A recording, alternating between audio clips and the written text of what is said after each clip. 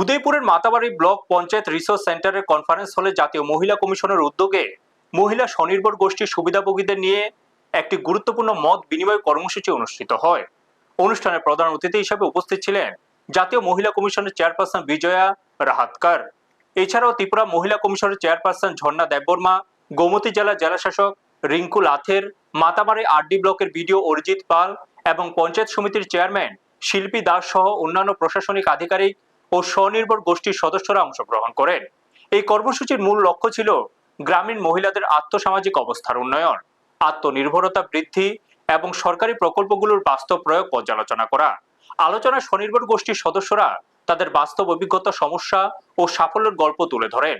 প্রধান অতিথির বক্তব্যে বিজয় রাহাতকার নারীদের আত্মনির্ভরতার উপর গুরুত্ব দিয়ে বলেন যে মহিলাদের ক্ষমতায়নই সমাজের সামগ্রিক উন্নয়নের মূল চাবিকাঠি।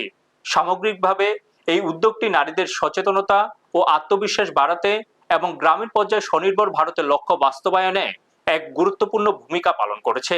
ব্যুরো রিপোর্ট, নিউজ तत्काल 24। यहाँ पर जो हमारा जो समिति का मेंबर्स है all are women.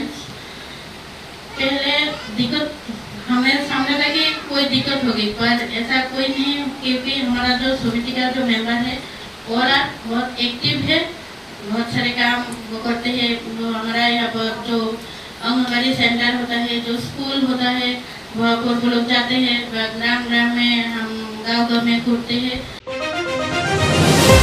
Panchayat Indranagar ग्राम पंचायत और हमार CLF नाम दातरा महिला क्लास्टर लेवल बहुमुखी समय समिति लिमिटेडे आमी प्रेसिडेंट।